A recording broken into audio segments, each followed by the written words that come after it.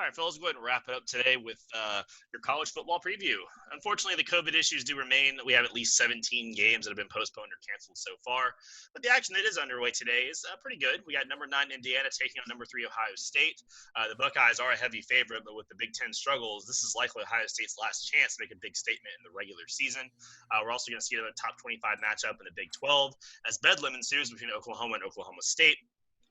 Additionally, we're also getting a look at number 10 Wisconsin. They're taking on number 19 Northwestern. So, Drink, those are the big games this week. Those or some other games have your interest? Yes. So the difference, because I know we have a number of games that got canceled, but the difference between this weekend and last weekend is you can actually point out to a marquee game for each time slot. So, you know what I'm saying? Noon, you got Indiana, Ohio State. Then 3:30, Wisconsin, Northwestern, or you can go with Cincinnati and UCF, or you can go with it's a couple of options you got for 3:30. Me, myself, of course, I'm waiting for 4 p.m., waiting to watch Alabama play Kentucky, me personally. And then, later tonight, 7:30, you got Oklahoma State versus Oklahoma. And my point is, like last week, we didn't have marquee games for the slate. That's what made the slates kind of hard to watch. It was like, what am I going to watch? You don't have that problem. Even with Clemson and Florida State getting canceled, you still have a pretty good slate of football to watch. Now, to get back to your question, what games I want to watch? Let's start off with the big noon kickoff. Jay favorite show. Big noon kickoff. You got number 9 Indiana going down to number 3 Ohio State. Listen, here's the deal. Ohio State 20 and a half favorite.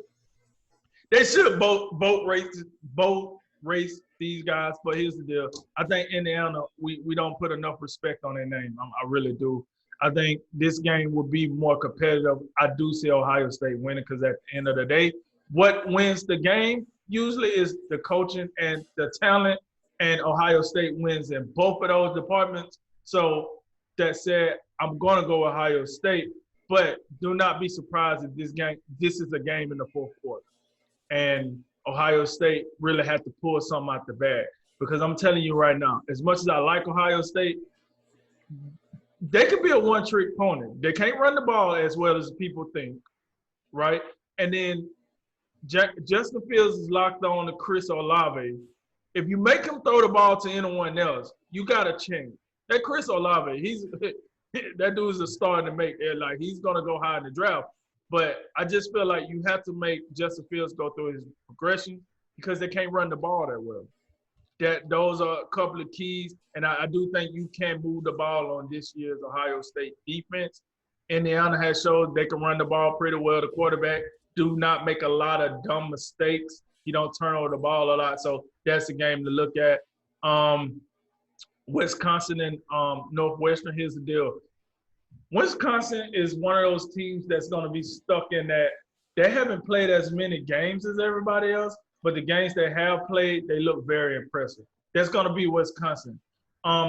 Northwestern has a chance to show, hey, listen, don't forget about us.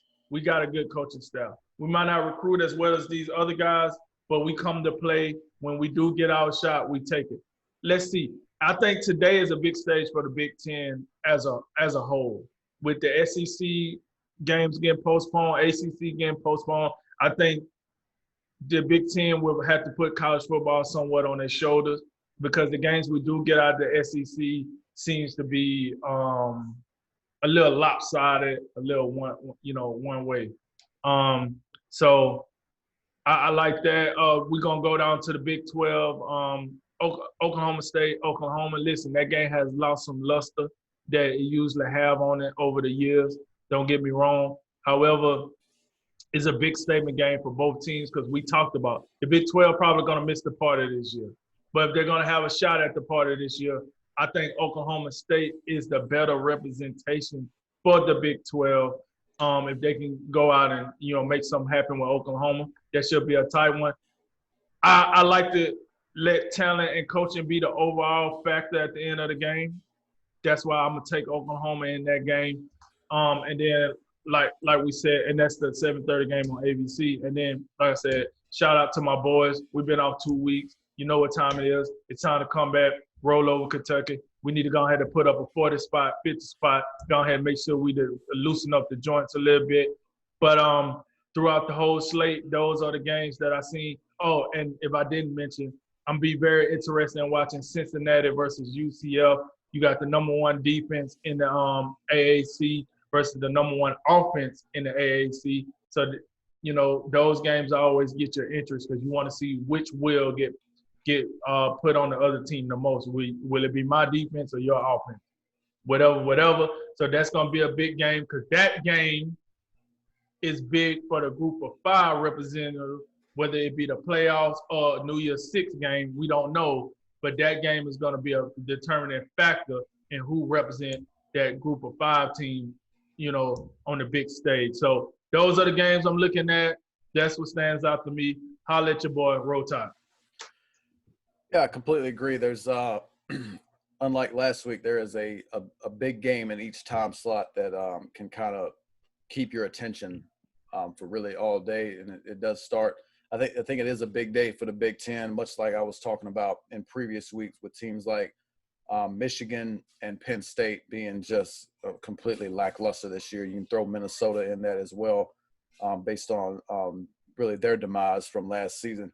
But now it's a chance for those other teams that Drink mentioned last week, the Northwesterns and the Indianas, to kind of shine today and maybe lift up the rest of the Big Ten and kind of restore some of that depth that we don't really see right now. And I don't think in Indiana Northwestern, I don't think they need to win today. I do think, but it'd be nice for the Big Ten as a whole to see them come out and like put on a competitive game. Maybe you'd like to see Indiana like stay competitive until maybe the fourth quarter, like you say, maybe lose by 10 to 14 points. That for the conference, that'd be like that'd be probably something you'd like to see. And same thing for Northwestern. Can they be competitive with Wisconsin, who even though they haven't played many games, I mean, last week they just dominated Michigan for the second straight year.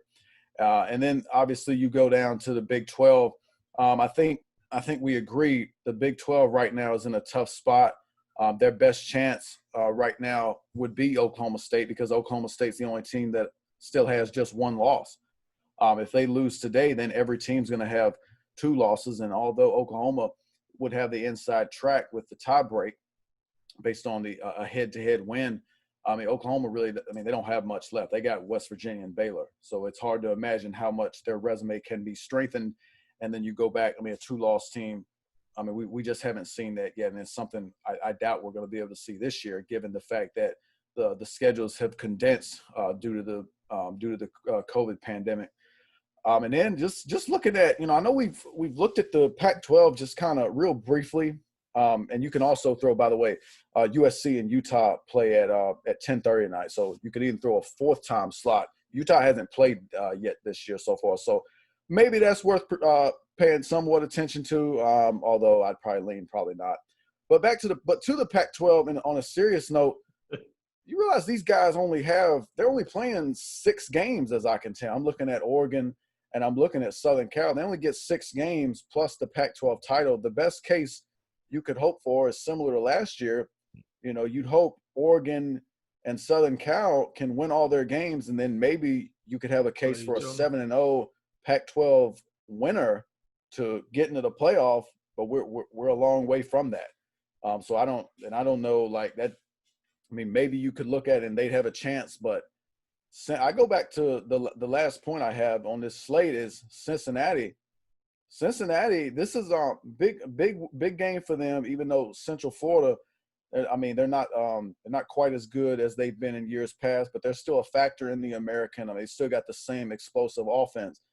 Cincinnati can go there on the road, and as I mentioned previously, they've been dominant. They've been dominant in recent weeks, and if they can continue to kind of gain those style points, it's going to be real interesting to see how the committee judges them, because I think we all agree it looks like Bama, it looks like Ohio State, it looks like Clemson as of right now, and even Clemson's got the 1 loss, but you still think if they take care of business, they're still probably going to get the benefit of the doubt due to Trevor Lawrence being out of that Notre Dame game.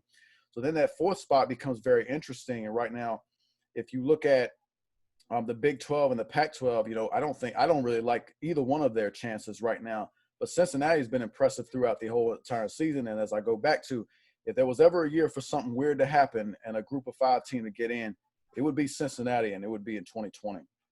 All right, Cody, before you close us out, want to throw a little curveball here. I've been thinking about this because our next show will be on before the first rankings, and I just thought I'd throw this out there instead of just splitting it up.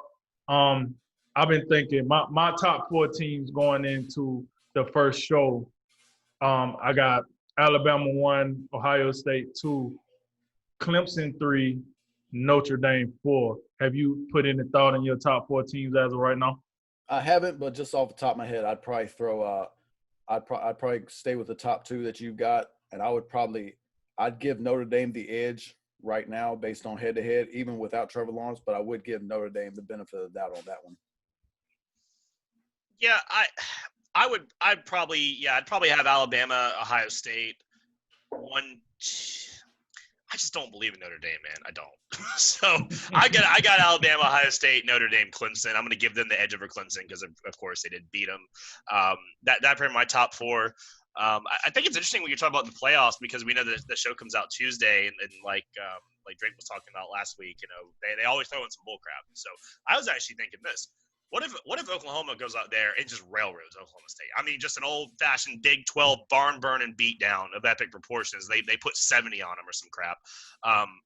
You know, because that would be the perfect candidate for some bullcrap team to just sneak way up the board. You know, they do every year. They always take some random team and they throw them way higher than they should to get people talking. Yep. You know, Yep. I mean, it could be a thing. Just saying.